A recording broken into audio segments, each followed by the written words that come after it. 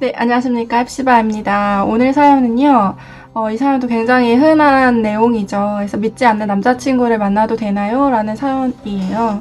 그래서 이분의 간략한 얘기를 해드리자면은, 이분이 이제 교회를 다니신 지는 이제 몇 년 안 되셨나 봐요. 20대 중반부터 교회를 다니기 시작하셨고, 무교 집안이셔서, 이제 엄마와 이제 둘이 이제 좀 다니기 시작하신 것 같고, 그리고 이제 예전 남자친구가 크리스천이었는데 이제 어떤 내면의 모습을 보여주기가 조금 어려우셨대요. 근데 이제 최근에 썸을 타게 된 남자친구가 있는데 그 친구한테는 고민도 털어놓을 수 있을 것 같고, 이렇게 좀 성격적으로도 좀 맞는다는 생각이 드시는 것 같아요. 그런데 이제 그쪽 집안도 무교이고, 이 친구도 이제 교회를 다니지 않고, 그리고 게다가 아직까지는 내가 막 누구를 전도할 수 있을 거라는 생각이 들지 않는 거죠. 그래서 저도 한없이 부족한 상태라 자신이 없다고 하시고, 무엇보다도 제 성향이 조용한 편이고 긴장감을 유발시키는 약간 그런 사람이다 보니까 이렇게 어색하지 않게 즐겁게 대화를 못하는 편이래요. 그래서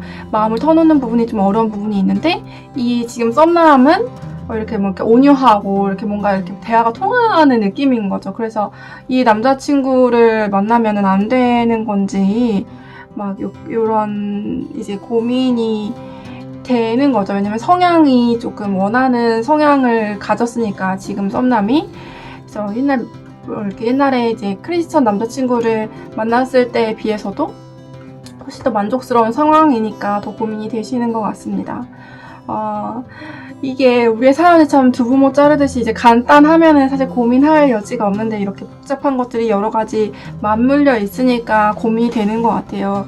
일단은 믿지 않는 사람과 이제 결혼하고 싶어 하는 크리스천은 제가 거의 못 본 것 같아요. 그래서 웬만한 정도의 이제 믿음을 가졌으면 당연히 같이 믿음을 있는 사람을 만나고 싶은데, 지금 현재 남자친구, 여자친구가 믿지 않는 사람이고 내가 그 사람을 좋아하는 마음이 생겼고 이 사람하고 잘 됐으면 좋겠으니까 거기서 이제 고민이 나오는 거죠. 그래서 두부모 자르듯이 정말로 뭐 믿지 않는 사람 만나면 절대로 안 된다라는 얘기를 해드리고 싶지는 않은데, 기본적으로 저는 결혼 자체는 어쨌든 믿는 사람, 그리고 믿을 여지가 있다는 것은 이제 알게 될 것 같아요. 그래서 믿는 사람과 하는 것이 맞다고 보는 입장은 당연해요. 여러분들도 그러시겠지만, 왜냐면 우리가 우리 부모님을 무시하는 사람과 결혼을 하는 것이 얼마나 어렵겠어요. 하물며 우리 유체 부모님도 그런데 하나님 아버지라고 고백하잖아요. 우리 하나님 아버지를 무시하기 때문에 이제 교회를 다니지 않는 거죠. 그렇죠? 그래서 그 하나님 아버지를 무시하는 사람과 이거를 평생을 같이 한다는 것은 사실은 불가능에 가깝고, 엄청나게 고난이 이제 펼쳐져 있는 것은 어쩔 수가 없어요. 그래서 거기에 대해서는 사실 재고의 여지가 없는 것 같습니다. 그래서 많은 말씀에서도 나와 있죠. 그래서 뭐 믿지 않는 사람과 멍해를 같이 하지 말라라는 말씀도 있지만, 그것보다도 저는 더 와닿았던 것이 무엇이냐면은 느헤미야에 나오는 말씀인데, 이 말씀이에요. 그래서 이 말씀에서 보면은, 옛날 솔로몬 왕도 이런 일로 범죄하지 않았느냐. 그는 이 이방 여자들 때문에 범죄하고 말았다. 그런데 너희가 이방 여자들과 결혼하여 악을 행하고 우리 하나님께 범죄하는 것을 우리가 어떻게 보고만 있을 수 있겠느냐. 라고 이제 책망하는 장면이 나옵니다. 그래서 여러분들, 우리의 어떤 신앙의 순수성을 지키기 위해서는 사실은 믿지 않는 사람과 결혼하는 것은 성경에서는 부정적으로 당연히 보고 있고, 그리고 뭐 물론 이제 뭐 믿지 않는 사람 만나서 전도하면 더 좋은 것이 아니냐라는 이제 반문을 하는데, 이분은 이제 자신이 없다고 하셨으니까 이분한테 해당되는 말은 아니지만 대부분 이렇게 얘기를 하죠. 근데 만약에 우리가 믿지 않는 사람을 만나서 결혼하는 것이 전도의 가장 효과적인 통로라면, 하나님이 이 믿지 않는 사람과 만나는 결혼을 굉장히 적극 권장하셨을 거라고 생각해요. 왜냐면 2배로 늘어나잖아요, 믿는 사람이. 그래서 믿는 사람이 다 믿지 않는 사람 만나면은 전도가 2배로 되는 거, 2배뿐만이 아니고 자식까지 하면 뭐 3배, 4배, 뭐 5배 이상이 되는 거니까 굉장히 효과적이잖아요. 근데 이 방식이 성경에서는 오히려 신앙의 순수성을 잃어버리는 그러한 통로다라는 것이 굉장히 분명하게 나와 있죠.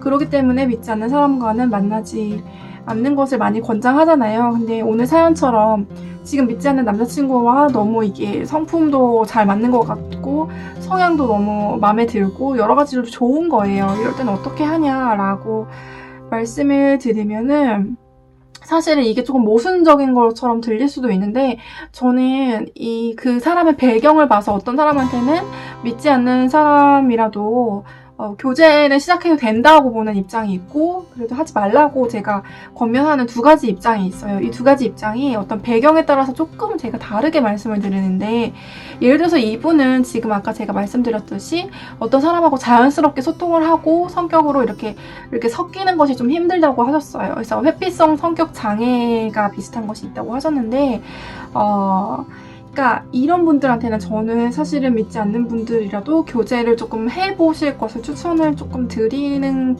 부분이 있어요. 왜냐면 연애의 목적이 반드시 결혼은 아닐 수도 있다고 저는 생각하거든요. 이게 사람과의 교제가 서투신 분들, 특히 이성과의 것들이 어려우신 분들은 교제의 기회가 왔을 때 저는 그것을 조금 조건이 약간 안 맞더라도 해보는 것을 추천을 해요. 왜냐면 연애의 목적이 저는 어떤 일면에는 인격적인 성장의 부분이 있는 것 같아요, 분명히.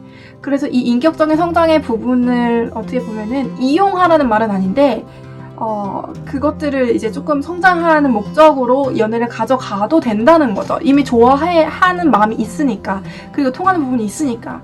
그리고 나중에 그럼 결혼은 못할 건데 왜 만나요? 이렇게 생각을 하실 수도 있지만 이 사람이 정말 하나님이 예비해 두신 사람일 수도 있잖아요. 그러니까 지금 현재는 교회를 다니고 있지 않지만 여기 사연자 분에게도 보면 이 사연자 그 썸남의 남자친구의 이제 어머니가 예전에 교회를 다니셨다고 하시더라고요. 그러니까 그런 어떤 배경적으로 하나님이 예비해 두신 그런 사람인데 지금 현재 교회를 다니고 있지 않은 사람인지 아니면은 아예 막혀있는 사람인지에 대해서는 조금 분별할 여지가 있는 것 같아요. 왜냐면 우리가 모두가 다 처음부터 교회 다니는 사람은 아니잖아요. 그러니까 그런 부분에 여지가 있는지도 좀 살펴볼 겸 그러니까 인격적인 성장 부분 그리고 다시 교회를 다니고 결혼할 수 있는 여지가 있는지를 살펴볼 겸 두 가지를 옵션이 있을 수 있으니까 저는 당연히 불신 결혼이라고 하죠. 그러니까 뭐 말이 강한데, 그러니까 기독교가 아닌 사람과 결혼하는 것은 당연히 반대이지만 기독교가 아닌 사람과 연애는 해볼 여지가 있다고 생각을 해요. 그 썸남의 배경도 어느 정도 기독교의 배경이 있다고 하면 그러면은 그래도 교제를 너무 이렇게 막지는 않으시고 하실 수 있지 않을까 싶고 가장 조심해야 할 게 이분도 말씀하셨지만 이제 혼전 순결에 대한 부분만 이렇게 좀 합의가 된다면 이제 좀 교제를 통해서 배우는 것들, 인격적인 성장 부분에서 배우는 것들이 분명히 있을 거라고 생각이 듭니다. 마지막 제가 정리를 하고 마칠게요. 이미 교제에 대해서 너무 자유로우신 분이에요. 너무 자유롭고 너무 많이 만났어. 근데 계속 믿지 않는 사람을 만나고 이게 하나님 뜻이 아니라는 걸 알면서도 그냥 교제 자체가 좋으니까 계속 만나시는 분들이 있어요. 이런 분들에게는 제가 적극적으로 크리스천을 만나라고 권합니다. 그래서 이런 분들은 충분히 능력이 되고 교회 안에서도 만나실 수 있는 거예요. 그리고 제가 욕심에 의해서 이성교제에 대한 어떤 그런 끌림 때문에 계속 이런 것들을 잘못 선택하시는 부분들이 있는 거거든요. 그래서 조금 더 하나님을 중심에 두시는 기도를 하시고 하나님 안에서의 만남을 찾으실 것을 권해드리는 바예요.